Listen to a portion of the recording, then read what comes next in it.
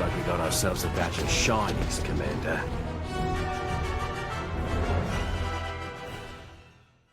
Welcome to episode 41 of Coordinated Fire, where we don't really care for Star Wars jokes because they all feel really forced. Oh. You guys feel that way? Boo. That was a good one. So we're learning where everybody's humor is, right? Kyle's like, Titus is like, what? Now it's a better joke when I boo it, I promise. Amazing, Who isn't amazing. in for a good dad joke? So for those of you out there listening, you will notice that this is not our regular 2-week cycle. We are on an in-between Monday, and that is because we have a really special guest with us here again. Michael Plummer from Atomic Mass Games is here with us for a second time. We're super, super grateful to have some time with him, and we're going to be discussing the recent unit update with him and go through some questions concerning meta, nerfs, unit updates, and then we have some fun ones here at the end and a couple of community related ones as well too that we want to get to. Michael, thank you for joining us again. Yeah. Appreciate your time as always. I will start off with the most boring and probably asked question for maybe the couple of people out there that don't know you. Give us the 10-second elevator pitch of who Michael Plummer is and what he does over there at Atomic Mass Games. Yeah, I'm Michael Plummer. I'm the game development manager over at Atomic Mass Games. So I just make sure that everyone is working at pace to keep all of our games cruising ahead on schedule so that there's awesome new stuff for you all to talk about and things for you to buy and have fun playing with. Amazing. Cool. Okay, so let's get right into it. So in the interviews after the May 2025 rebalance, specifically around the nerfs to Inferno Squad, it was mentioned that you prefer to take the power away from secondaries and supports rather than primary units. Looking at Boston Cassian for the May 2026 update we have here, a different approach was taken. What influenced that decision? Was this more of the specific situation with these two primaries or a general design shift? This is definitely a case of you do what you have to do. Yep. What it really came down to is like these units were just overperforming, and they were overperforming for pretty apparent reasons. Like, I don't think it was too hard to pinpoint what the problems were with Cassian Andor. Once it got out in the wild and people like started really doing it all the time, and you saw like on a greater scale how much impact that had on the meta, it was just kind of like, I don't like reducing the power on primaries because someone got that box because they love Cassian Andor, and Cassian Andor is the coolest thing in Star Wars. That's the tough and one, right? For that player, man, it really sucks. Like anytime that your character gets clapped down, and like especially like Cassian Andor, we're going to end up talking about Cassian Andor, so let's just go ahead and rip the Band-Aid off. But like a lot of people, I think on this podcast even, the initial knee jerk was, man, they really slapped Cassian down like really hard. But so you do listen to us. Thank you. I do. But it's not that, I don't think it's that big of a change. I think it's one of those cases of like when you're on the top of the mountain and you get knocked to like right the next step on the mountain where there's a bunch of people. You're like, but I used to be up there. Well, but it's actually, the interesting I don't think the changes are the interesting thing crazy for us, and if you obviously listen to that episode, we kind of went through like we didn't notice things. It was like, oh this, and then oh this, and then we were like, oh they also did this and this, right? We came down the hill in I think both sections Boss and Cassian of like had like 4 separate changes on them, and like dissecting those changes took a little bit of a time to say, oh this one, and this one. Yeah, and so it's not so much that we like doing that because we don't. We definitely want people to like still enjoy playing their favorite characters, right? But we also want people to enjoy playing against their friends' favorite characters. And that's very important. So I wouldn't say that there's been a design shift overall outside of like, maybe I shouldn't make sweeping statements about we don't like to reduce the power on primaries. Fair enough. Because it comes up a year later. But it's more when we see the problem, we're gonna fix it with the appropriate fix. And in this case, it was the primary. It was not a case of like fix the secondary and you fix the primary. And for what it's worth, I think you guys did an excellent job of touching them up, but also keeping that identity there. They still feel the same way, and I'm really excited about it because, like especially with Cassian, I don't like to be that guy who comes with like the really really powerful stuff, but I really love how Cassian plays. So seeing that you guys toned him down but kept him the same like feel, it made me very happy. None of the complaints. So like here's one of the things is that when there are complaints about a character being too strong, sometimes those complaints just come from the other side of the table. And that was pretty much the case with Boss and Cassian. They are both very fun to play.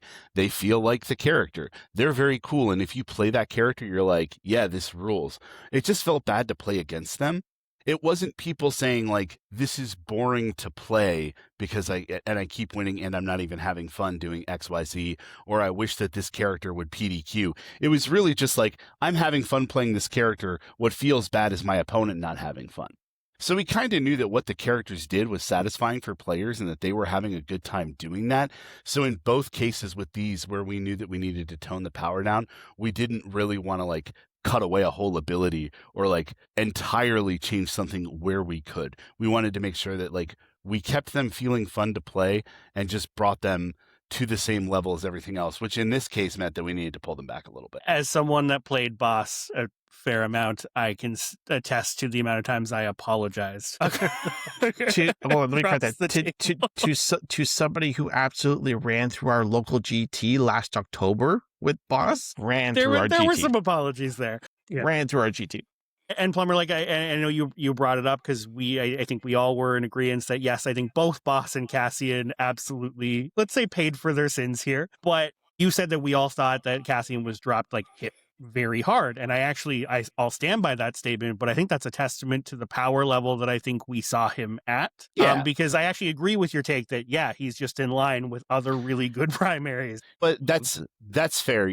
Maybe we hit him really hard and that happened to just knock him to where he's at. Fair enough. I'm mostly concerned with that end point where I don't think he's destroyed. I don't think he's gone. No, we'll still see Cassian. We just won't see him every week. 4 games across 4 games in a day. Yeah. Yeah.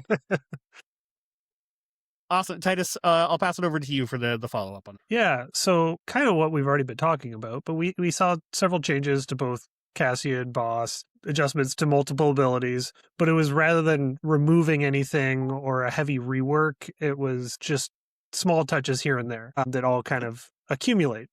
Was this a case of being happy with their design, but just knowing they needed to be toned down? Yeah, this is exactly what we just talked about. That's funny. Yeah, this was a lot about, again, people were not complaining about it felt bad to play these characters. They were complaining about it feels bad the way that I lose to them.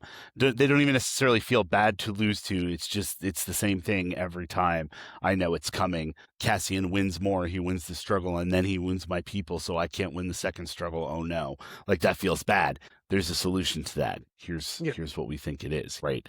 So yeah, very, very much so. We were happy with their designs. We were happy with what they were doing. We were just not happy with how efficiently they were doing what they were doing. Makes total sense. Awesome. So pulling back away from Cassian and Boss specifically, but the meta they represented and looking at the previous one before that as well. So when you look at the last 2 world championships from a very high-end competitive lens, we saw a similar trend of 2 lists bubbling to the top of that meta, both in the last 2 worlds. One being a heavy aggressive, I'm going to murder everything across from me list in Inferno Squad and Delta, and then one being a double revenge style list, whether that was Kanan, Leia the first time, or Cassian, Leia, Cassian, Kanan, kind of this round. Is that a meta design space that you're happy with? Is that something that was part of this rebalance and to try to avoid happening again? I wouldn't say I'm unhappy with it. I think there's always going to be play styles that emerge in games.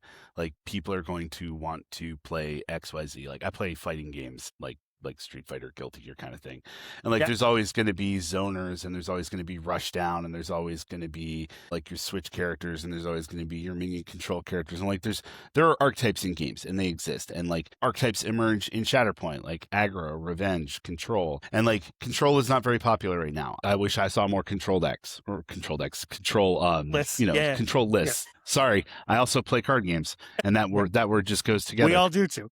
Yeah, but so is it intended design? I mean, not necessarily. Like, we don't go into what we make saying like, I intend that you will play 2 primaries that have a revenge identity because you are playing a revenge list. But that has naturally kind of come as a way to play the game, so that when you get clapped, you get 2 claps back. Like, that's just math. That's good value. So it makes sense that's a play style that has emerged, and it's something that's popular and it's people like to do. Because people like, when you play these games, you like to hurt your opponent's miniatures and remove them from the table. Like, that's part of the fun, right?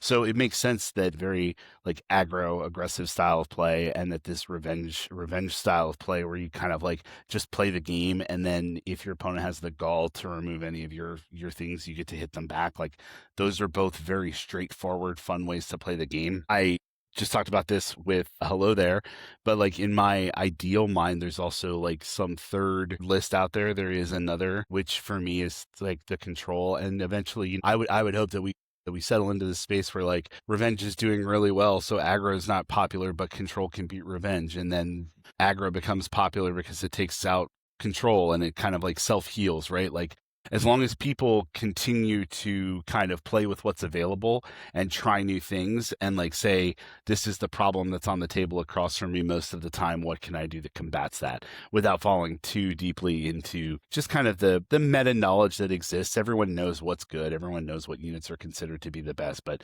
it's that innovation and that like trying to play against it that always exists. And you always see some dark horse. Like, even at Worlds this year, there were people that were like, Kit Fisto on a top table? And like, that's cool, right? Because someone got really good at playing Kit Fisto. Yeah, and that stuff exists inside of all metas for all games. So like, I don't know. I don't see any problem with that existing and with those being popular playstyles, because there are still other people playing other things trying to find ways to beat it. And I think that's a very healthy place for any game to exist. Yeah, I think I think my ideal, because those playstyles aren't going anywhere. They're part of a core of what Shatterpoint is, and they have existed kind of since, look at the core box, and you have squads that fill these categories.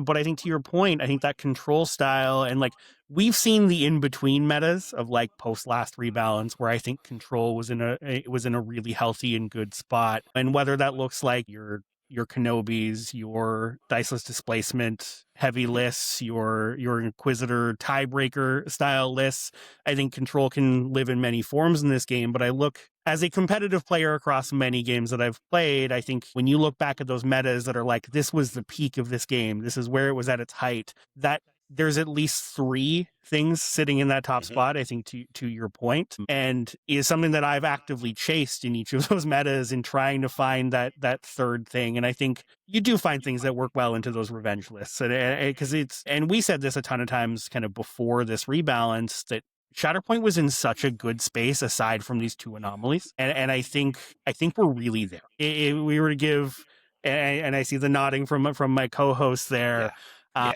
And I can say, and this isn't a question, to be clear, I'm not actually leading to a question, I'm just rambling. It's fine. Good, man. But I think we're in a point where we're really going to see this settle. We do have a bit of a gap in that release schedule post this rebalance to kind of let this breathe, and I'm just really excited about that. So I wanted to pause here for a second before we get into some of the unit updates and just say thank you to you and the team and the work that was put into making this happen. Yeah. I know that is a substantial amount of work from the entire team to get to a point where this is on our tables and in spot. And we had a comment on our Discord, our last episode, that the last 2 episodes we've done, we sounded a lot more excited than we have in some time. That's good. And I wanted to share that because we're feeling that, right? Good. That's good. Like, that's the goal here. Cassian and Boss were at the top for a very long time. Like, do not get me wrong. That is a true fact. They were never quite at a point where we're like, we need to emergency patch this because it breaks the game. It was just people didn't find a way to play around it because they couldn't, and they had a bad time. But we knew this update was coming, and we knew that they would get fixed in here. And we just tried to really keep a good eye on like what the problems with them were, because they were obviously popular enough that people still wanted to play them, even though they dominate. Like, even in their like casual games, right? Like, we had so many people be like, "Oh, I just really love Delta Squad, so I feel bad playing them, but like they're my favorite, so of course I'm gonna play them." And like, that's valid. We owe it to those people to make it be something that they can play without feeling like they have to apologize to their friends. So I'm glad to know that people out there feel that way and are excited about the changes. I know that Charles worked really hard on a lot of this stuff.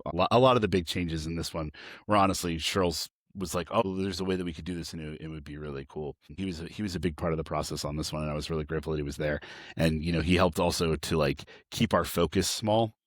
because the first update we waited 2 years before we did the first update because we wanted to give the game room to breathe, right? Like you were just talking about, and let it settle a little bit. So for this next one, we knew that we needed to touch on Cassian and Boss, and like that was a big reason that we were like, we have to do another update now, and we have to get it like moving, as opposed to like taking a little more time and letting that one breathe, because there were a lot of changes in there too. But then we were just like, okay, well, if we're going to do this and we want to make sure that we get these changes out like shortly after Adepticon, so that like these quote unquote monsters only have like one season of being incredible. Because, we also didn't want to drop the changes to Boss and Cassian. Like there's arguments on both sides, but if you've been playing them for like 6 months and practicing and trying to get as best you can, and Worlds is coming up like right there, and we change them, that feels awful. Because like, as much as it sucks to play into that like really powerful thing at Worlds, you've been doing it for how long? Like you kind of know going into it. Whereas like having yourself just like all the work you've been done completely gone right before, we just decided that afterwards was the time to do it, because it gives a nice reset for everyone, where no one feels like they get hamstrung right before the day of. I know we've had that kind of argument back and forth in our community. Look, man, both sides are completely valid, and you kind of have to make a decision at some point, and that is the side that we landed on. It's not going to be popular with everyone. Yeah. I'm definitely of the opinion that Worlds should reflect the season that led up to it. So I hear you there, but I think I'm of the opinion that like if there had been like 4 weeks before this, I think I would have been buying a ticket, an emergency flight, and figuring out my life. That's sure, also fair. Yeah, I'm definitely on the other side of that, but I understand your perspective. No, like the perspective is valid, and I actually like I definitely know. Well, there's also the factor of like, just not to like defend too much, but like if we had planned like, okay, there's going to be 4 weeks, that's going to be fine, and we decide that we're going to do this, and then something comes up and it gets pushed back a week, and all of a sudden it's 2 weeks before, and then you're in a rush. No, right? I get so really, a lot of it is about hedging the bets that like, if anything goes wrong, we don't do this a week before Adepticon, because it was already in the hopper and it's ready to go, and like the approval comes through and it just gets put up, right? So I do have a small follow-up question to like just one of the things that you said during that you didn't view Cassian and Boss as like quite enough to designate like an emergency fix, that it wasn't quite that. Was it close? Was this like at least? It's one of those things where it's really hard to like quantify like X win percentage, blah blah blah. Like that's easier to do in computer game QA, because like, we don't have enough data to. Yeah, like I've done computer game QA where like you push a button and you get the last million games played around the world, like without fail. Talk about this on Zion, none missed. too. It's all there, right? Yeah, and like we just don't have that. So for us, it's more a matter of like, well, we don't want it in a knee jerk, and then at this point, it's been a little while, and you're thinking about it, and you're like, well, the update's coming up soon anyway. Do we really want to like interject a change now and then have another update? Like, does that change things up too much? What strain does that put on other departments? What strain does that put on our own workload? Like, there are a lot of decisions that come around it. Yeah, I think there's definitely there's two things that give me a lot of hope. I played in just a little 6-person tournament locally here on the weekend, and there was a lot more diverse lists. We had Galactic Republic, That's great. We had Empire, we had Bounty Hunters, we had one person still pushing Cassian, but it was more with the spy tags now, right? Because that's the direction that has went, right? So there's still people still pushing it.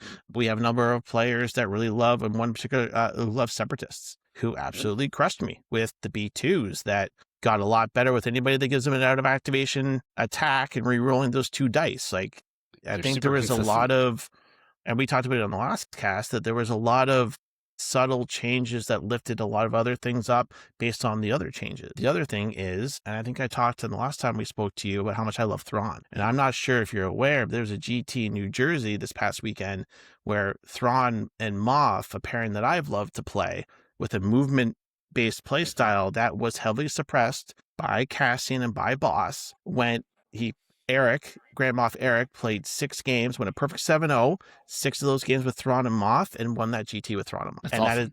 that is, yeah, That's and incredible. and it's incredible. And that is a list that, again, and we've talked about it a lot, is that the stuff that was on the cusp, right? You hear Kyle all the time, the stuff that was on the cusp, and that was a list that was on the cusp that was just a little bit suppressed, and now it's blown wide open. So yeah, and I was talking about this, I think, on Rogue Support the other day, but like part of it is just that like it's okay for something to be the best. Like there's always going to be something that is the best, and there is a certain type of player that is going to play what is the best, and like math can tell you what this is most of the time.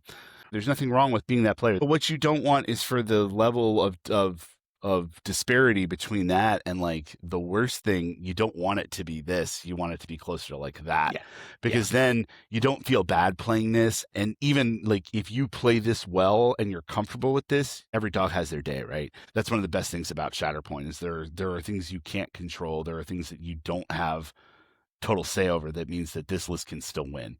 Not maybe all the time, but like that's what we're shooting for. Yeah, and Eric was a great example. He stayed on Thrawn Moff even during the Cassian and Boss meta, and has like 40 recorded competitive games.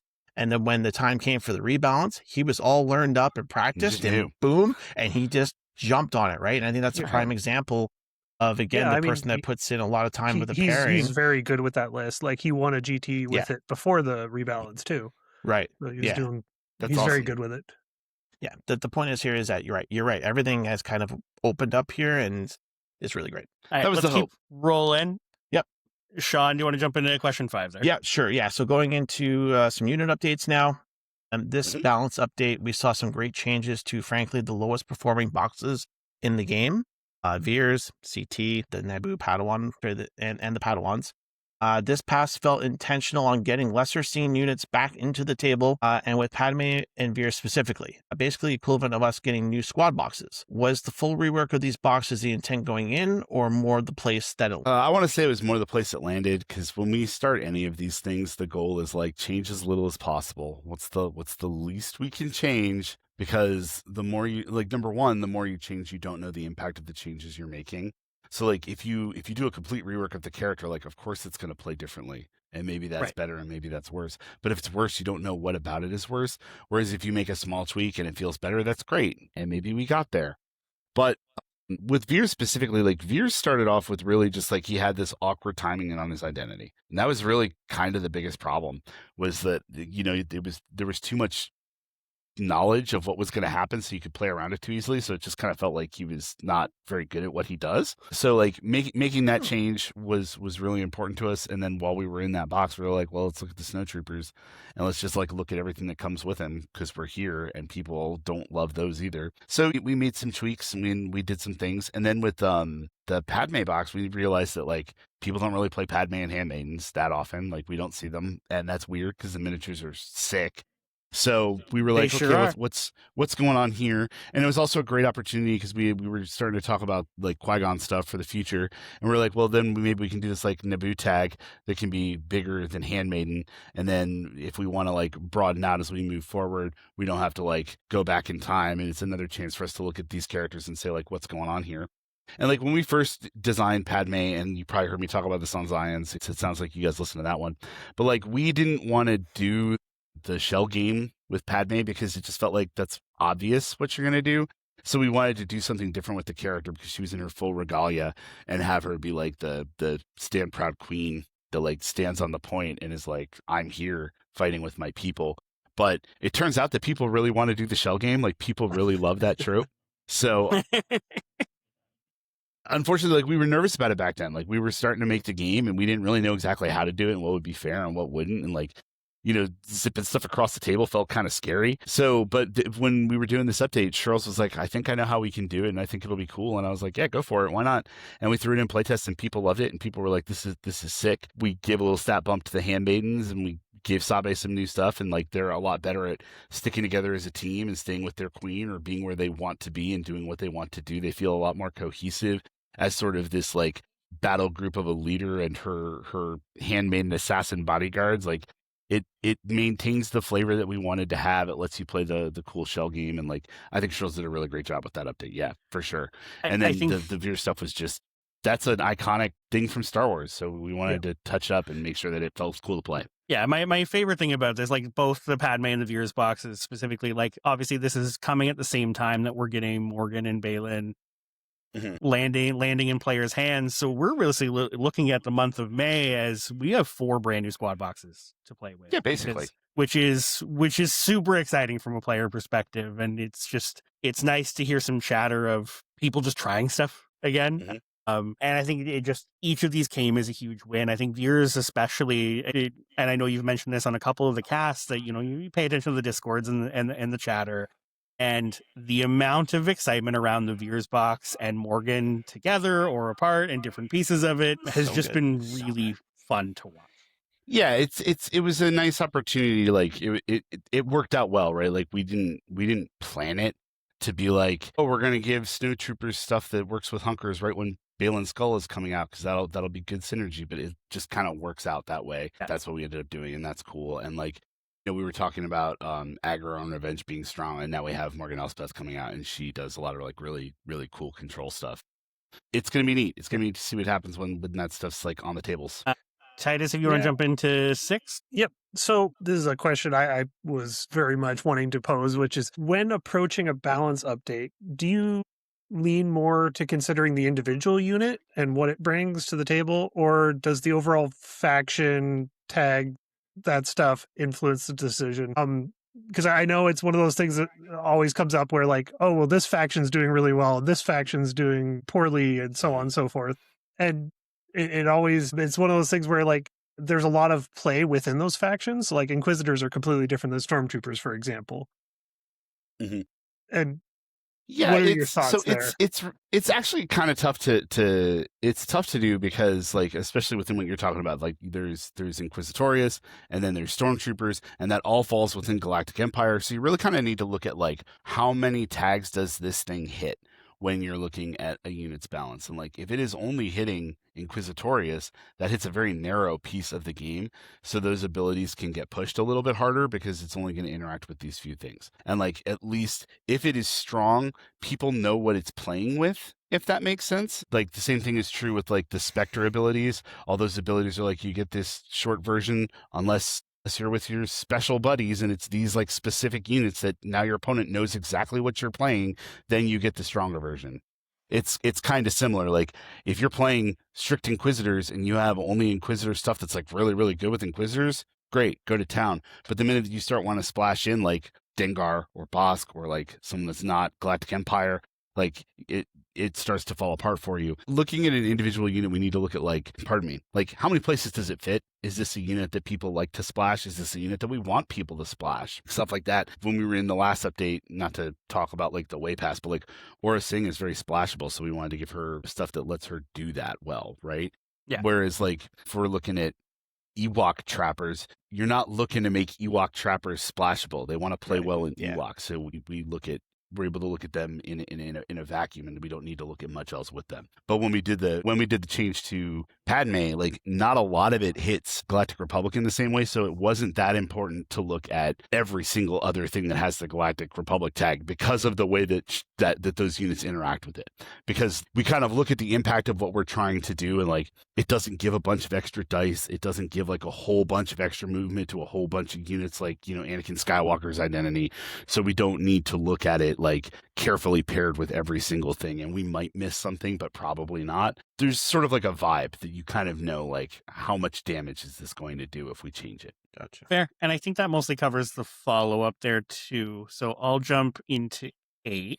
And I know based on listening to some of the other casts, that you've answered some questions about eras as a whole already. But with the changes to the CT 9904 box, I don't believe there's any unit that exclusively exists in Reign of the Empire anymore.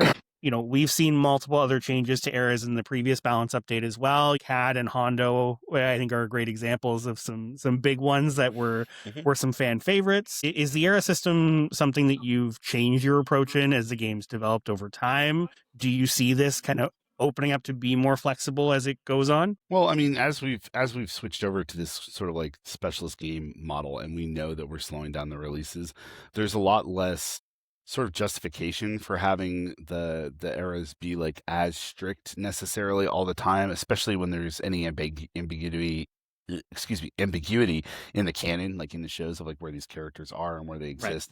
And Love like that. we've always very much said like these are snapshots of a moment in time, but like our willingness to broaden that snapshot to make the characters be available in more places where players really want them and that makes sense, Yes. I think has been a strength. So like specifically with like Bo-Katan, right? Like after you watch The Mandalorian, like you don't want to just play Bo-Katan back during the 100%. Galactic Republic struggles, right? Like you want to play Bo-Katan with The Mandalorian. Everyone wants that. And like we were sitting there and the justification was always like, well, we'll make it. We'll have it. We'll have it someday, but we don't know exactly when. And we were able to like take a moment and look at that unit and say like, well, you know what? This is still very Bo-Katan doesn't change that much between those two times. Like it's not like there are story beats, absolutely, like she changes as a person, etc. But still, like for the most part, same flavor, same. What she would do on a table is pretty similar. Exactly, yeah. Like completely fine to put her as a secondary character that can play with the Mandalorian in that time period. Great, let's make that change. Let's do that. Same thing with stuff like Cad Bane, same stuff with like Hondo, etc. So like, yeah, I guess you could say that I wouldn't say that our philosophy around it has changed, but we've maybe like loosened our idea of where these snapshots focus on in the interest of like allowing more possibilities and greater options for people that want to play these characters. And then in particular with CT9904, it's kind of unfortunate that whole squad box is in here because those cards had errata in the past, so they end up in here, and people got excited and they're like, oh, they got updated, and they didn't really get updated. They were going to be in here anyway, so we're like, well, let's just expand the era. That's an easy change that we can do, and we have to put the cards in there anyway, so great. Moving on. It's not to say they may not get touched in the future. Obviously, like because they're in this update doesn't mean that like, oh, they looked at CT9904 and like he's fine. It means that there was an errata on that card, so they ended up in the packet. But like, don't think that we're like this is perfect. They can definitely be something we look at in the future. If it's nice to hear that that's kind of an update of opportunity. So you will go back and retouch units if needed, like a second time. Well, like if we absolutely need to, sure. Yeah, absolutely. Like if we change Kit Fisto and now Kit Fisto is complete garbage, yes, we're going to go back and touch that again. For sure. Okay. For sure. Cool. But like they're definitely not going to be the focus. And our hope is that we can touch them once and bring them to a place where they're kind of in the same parity as everyone else and like leave them there. Because we're not trying to just shake a snow globe here. We're not trying to just like make change to make the game interesting, because that's a way to do it. You can definitely just like come through and be like, we're going to rework 10 units every year and the game's constantly changing. That's not what we're trying to do here. Our hope is that, you know, the reason that we did the big reworks on the Padme box is because we're better at making the game now than we were back then. And this was just a better direction. It was more what people want out of that character. You know what? Honestly, it's probably a little more heavy-handed than we should have done. Maybe it would have been better to not do this, but people seem to be excited about it. We're having a good time. I wouldn't expect this in every update that there's like some unit box that we decide like, let's rework the whole thing. Like that's not a goal of ours. Right. But in particular with this set, when we looked at it, it was a lot of it is just like, okay, well, let's look at Padme. What's on Padme? What's really good on Padme? The coordinated fire. But is that fun? No, absolutely not. You just like plan her in a good spot and then just play damage on people the whole game. Like, is that incredibly effective? Yeah, it's fun. It is fun in a certain way. Is that like super cool? No, I don't. No, it's not. It's not cool in the same way that like Anakin beating someone down and then the entire team moving is, right? Like it's not that same level of excitement. And we wanted to be able to have some similar level of excitement. So we decided that this sort of rework was appropriate here.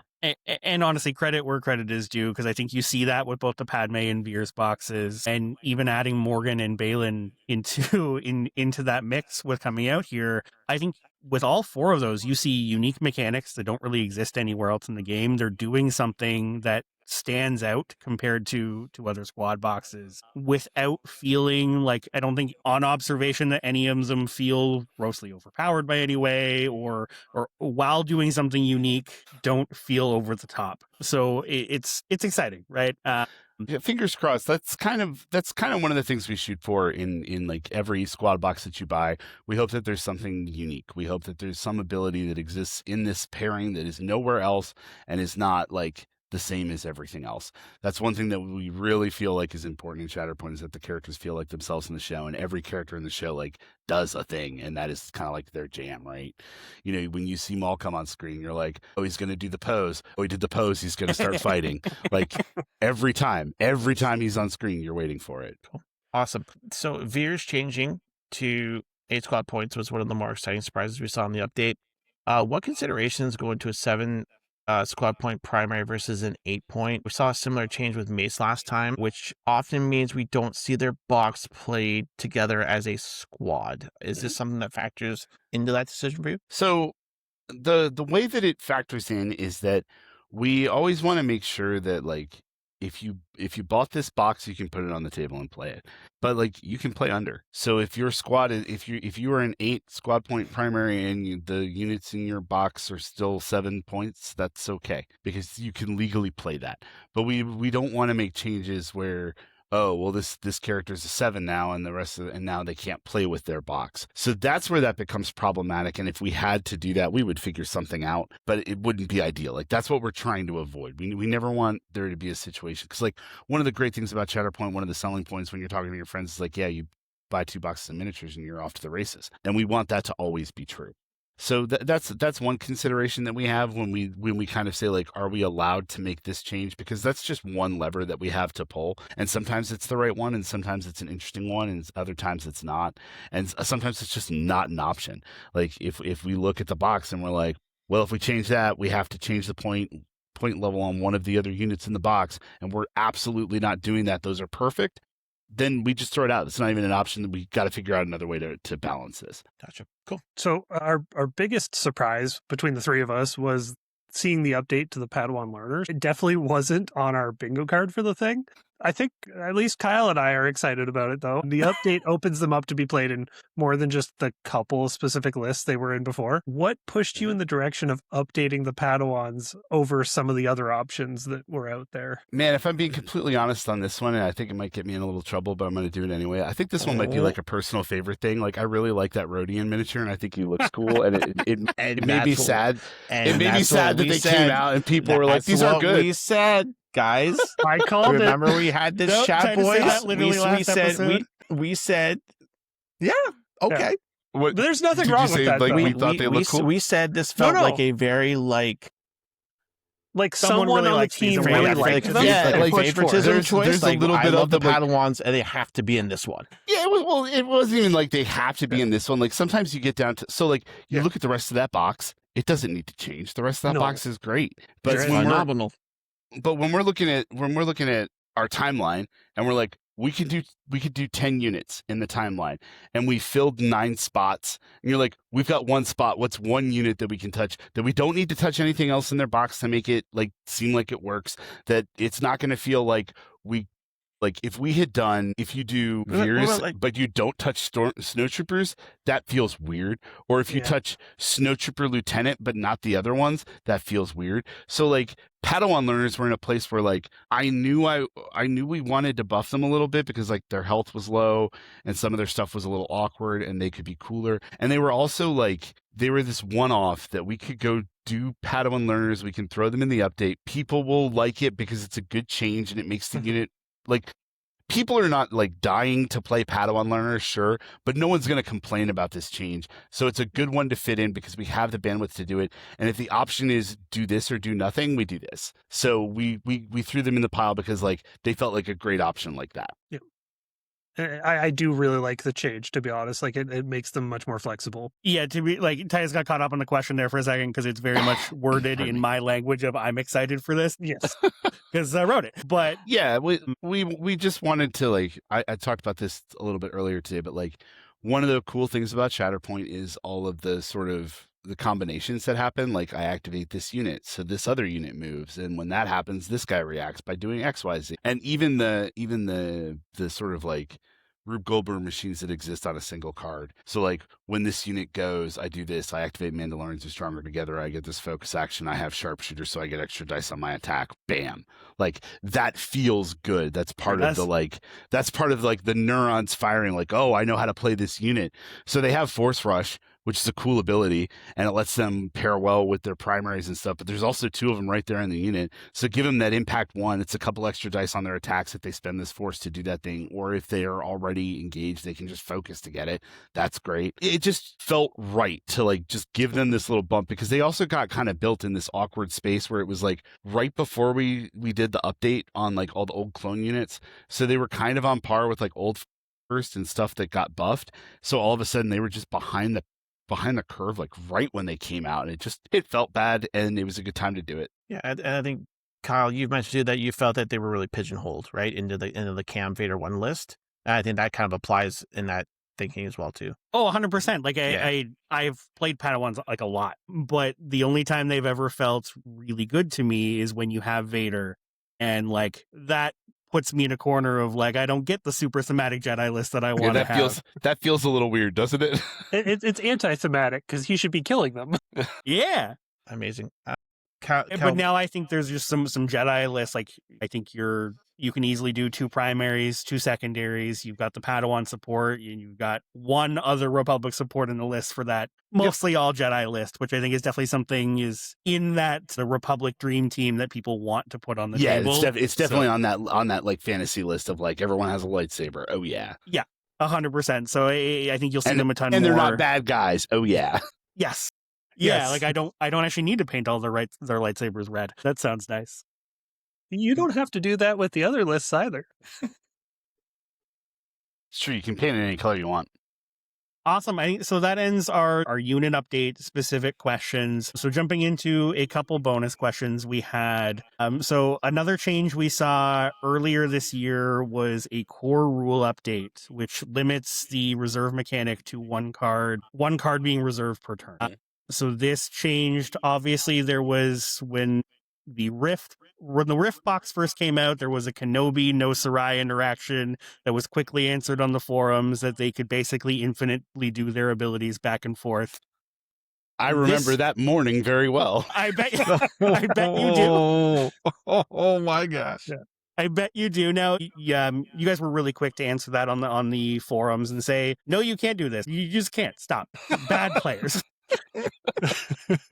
And I completely agree with the take, because letting that happen would have been crazy. But obviously this change had some other consequences that came with it, in that Separatists in particular combine the Rift box with the tactical droids, the B1s. There's a lot of free or cheap reserve mechanics or move a card mechanics. The Aqua droids have one too, and kind of ended up with a side grade nerf to what that all was doing together. Was that considered in that decision? So like, was it considered? Yes, of course it was. Like when we looked at making the change, we were like, okay, well, what else is this going to affect, and what is it going to be? And then it was just kind of a question of like, is this okay? And we decided that it was. Like, we don't want people to be like shuffling their decks around the whole time, like during the turn. Like, we want you to have like some options as to like, okay, this helps you reserve your cards. This gives you some discounts and some things like that. But it's not supposed to be like a crazy amount of manipulation that gives you more control over your deck than you're necessarily supposed to have. So we decided that like, while it is somewhat a nerf, it is not one that we're upset about. It's fine. Pardon me. This was a me personal question adding this in, and I know it was because like I really liked having more control of that. Like that was a favorite mechanic of mine. One of my favorite things about the Rift boxing coming out, and like Kenobi being a favorite primary. You hurt his feelings, Mike. It's tough because so like when you make a game, any game, the rules exist to be broken. That's why they're there. Like you build this playhouse that you can play in, and in this room this rule doesn't apply. And like one of the pillars of Shatterpoint is that you don't have complete control. You have very little control. And so any tool that gives you more control is extremely valuable. And I talked about this around like damage lists the other day. Like, what's the reason that aggro lists are so popular? It's such an easy skew. It's such an easy skew to like count most dice, more better go. More Unga things. bunga. Yeah. Unga bunga, right? Like that's great. And it's good that skews exist. But like you can also skew control. And once you start to skew deck control in a game where a pillar, like a cornerstone of the game, is that you don't get to do that. It feels cool to that player, but does it start to take away from the experience of the rest of the game?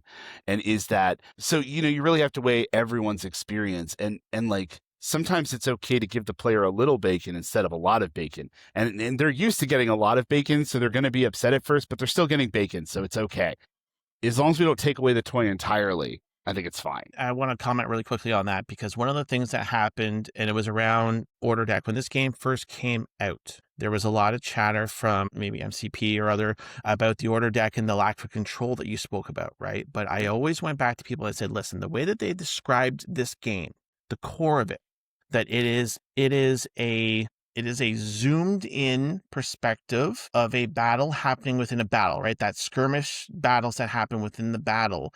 And it is supposed to be unpredictable and anything in battle can happen, right? And that is how you, at the core of it, advertise this game and how it would play. So I love you saying that because that is one of the things that I love about this game. And I think for me too. It is great. And like, I think it's one of those things that for the people that are here and really love this game for what this game brings, I think controlling those uncontrollables especially at a competitive level is one of the big skill sets in the game. Absolutely. And don't get me wrong, it is very fun to tinker with that system. And it is very fun to be like, how can I garner the most control over this as possible? And then it becomes like, it's that question of like, did we let the kids have too much candy? Should we take some of the candy away? Right? Like, sometimes you have to take some of the candy away, and they don't like it, but it's good for them. And they still have some candy, so it'll be all right. Fine, take my candy. Toss in that legendary encounters question, and we'll do the last one. Okay, sweet. So last time we had you on, we talked a lot about key operations and legendary encounters. When we chatted, it was actually, we got to chat because Titus and I had just done our first legendary encounters game, like I think the night before the last time we were on the cast. I do remember that. And since then, we've actually talked about legendary encounters a ton because in the filler of the off season of the competitive meta and us taking a bit of a break from that, Titus and I know Sean didn't get to do as much of it because he had some work changes that he wasn't able to come out as much during that time. That real life. The real life gets in the way. But I think it was probably a few months in a row where our regular Thursday night was more often legendary encounters than it was. Oh, that's rad. Than it was regular games. So Titus and I have played a ton of this and both love it. We've played every permutation so far. We've played a ton of different cadres. We've played every mission with every galactic legend, and that's great. And absolutely love it. So bordering into a question of, I know you're not going to be able to give me an answer, but give me an answer. Yeah. When are we seeing more? I would say that I can't specifically say when, but we definitely have stuff that we have worked on that is not out yet. So I'll give you that. There you go, boys. There is more. I don't know when more, but there is more. Well, we're very excited. Yeah. If you ever want to come in and talk about legendary encounters, we are the place to go. I love legendary encounters, and it makes me really happy to know that you guys are having a good time with it because it's a lot of fun. I really like it. Different, and I think it for a second. Yeah, let's do it. I think it just gives like a completely different experience from standard Shatterpoint, and I think it gives an experience that a lot of people want out of a Star Wars miniatures game, just in general. Where like someone gets to pick their favorite character, their favorite of these, 4 or 5 or 6 or however many are available, and like they're super powered. It's Luke at the end of The Mandalorian. It's Vader in the hall. It's like it's their image of the character at their peak, and then everybody else gets to kind of like scramble against that power. And I don't know why, but I've never had so much fun getting it handed to me as I have like when Asajj Ventress does like 20 points of damage with a mass force choke, and you're just like, that was awful. How do I get around this? Like it's just a different way of thinking about the game, and I don't know. I just have a blast with it because it is so different. So I'm glad you guys have fun with it. But I think that so different piece is exactly what we love about it, because we also, during that time, tried to do a key operations league. And I think our conclusion at the end of that was like, this feels like Shatterpoint, and I'd rather play regular missions. And that's fair. Is what it is. Because it does. It feels like Shatterpoint with just some added layers. And I think narrative players can get a lot from that. So I'm glad that exists. Yeah. But legendary encounters, felt like something new to play with our toys. It almost feels like a different game in a lot of ways. Yeah, 100%. Sure. And one of the things that we actually all ended up really loving about it is even as we got more comfortable with it, we got better at building our cadres into like, how would this approach this mission and getting into those kind of conversations. Every single game ended up one turn away from the other team winning. Every single game. That's so good. Which felt really good. I think we got the balance on those like a lot closer than maybe we should have for like an alternate format. I hear more and like from almost everyone I talk to, they're always like, I thought I was going to get stomped and then it was really close. And they always feel like they're going to get crushed by the Galactic Legend because you read that card and you see the stuff they can do and you're like, oh my God, what? You don't really realize like they can do all that, but only in this much space of the board. But it is terrifying. And like, it's never a blowout, and which is very, very, it's cool. I'm very happy. One of our favorite games is being impressed with how good Separatists felt on the cadre side. Because all the tactical droids together with all the supports and how much health they all have, like felt really, really good in this game mode. I can see that. That would wreck. I just overall a ton of fun, and we're excited for more. We want more, and I wanted to share that. We do have one final question that we'll go over to. We're gonna put you on the spot a little bit. So this is the fun one. So put our thinking cap on here for a second. So if you've obviously listened to our episodes in the last little while, we have been heavily advertising what will be our first larger tournament post rebalance called Battle for Breath. And Battle for Breath is a multi-game tournament, has all 3 AMG product lines. You'll be happy to know. That is run by the KW, or the Kitchener-Waterloo Wargaming Club. At the KW Granite Club, it's basically they take a curling club. There's no ice in the summer, and we play on the floor of the curling club. And it supports Cystic Fibrosis Canada. So it's a charity event, which is something that's near and dear to our hearts. Our good friend Alex, who's been on the podcast before, gave us these amazing little lights here last week. They're great friends to us, is what I'm trying to get here. They're great friends to us. It's a great event. Goes over 2 days. And I TO the Shatterpoint portion. Our friend Cam Passman, a local player, puts together a bingo card. Shatterpoint Bingo. You buy it for $30. It supports the event. Now, Cam has specially weighted on the top left corner of the bingo card. And what we wanted to ask you today is if we could put a Michael Plummer from Atomic Mass Games bingo square on the top left of the card this year at Battle for Breath 2026, what would your spot be? So some examples of what some of these look like. It's win a struggle without wounding, create a cinematic moment in the game where you quote a character in a moment that makes sense. Don't wound a unit during a struggle. Kyle always gets that one. Play fully painted squad isn't always on the card, but they're definitely fun. You would have to go out of your way to do this most of the time, kind of thing. Play a game where you let your opponent pick all your Shatterpoint activations.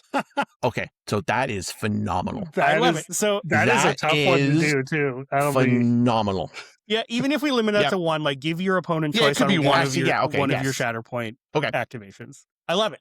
Yeah, I don't think that could have been any better. Lock it in, Cam. Let's go, buddy. That's your top left, buddy. Beautiful, amazing. All right, thank you so much. Yeah, well, thank you for that. We are. Yeah, we're actually exactly at our hour time here with you. Yes. It is 1:00 in the afternoon there for you. You probably have lots of other stuff to do during your day. Michael, thank you again for taking the time with us. We really appreciate the opportunity to talk to you about this game that we love and that we've played since launch. This game is near and dear to our hearts. We've said it many times. Kyle always says it. This is our absolute favorite game to play, and it means a lot to us. We've built a community around this. We've made a lot of great friends around this game. I've been able to TO through the Grand Tournament program, a number of our GTs here in Ontario. That's been a great and something that I've been proud of with this game as well too. Yeah. And overall, just thanks for taking the time. Thank you for having me. And just like to piggyback off that, like when I was at Adepticon this year, like the coolest thing I got to experience was how many people came up and were like, Shatterpoint was my first miniatures game, or Shatterpoint is my favorite miniatures game. So it's really cool to hear that. It's just always so gratifying to hear about people playing the game and having fun and enjoying it, and like the hard work that we put into these updates to make sure that the game stays healthy and that people are enjoying it. Like hearing that you guys have had your interest like revitalized and that you're excited to to play with these new changes and everything that's going on, and like that's what it's all about, and we're so happy that we're able to provide that. So thanks for having me. Happy to come on and talk about this stuff, and can't wait till the next time I get to. Well, we'll plug that in when we get some legendary encounter stuff for sure. Nice. Amazing. Awesome. Thanks, guys. All right. Thanks to everybody listening.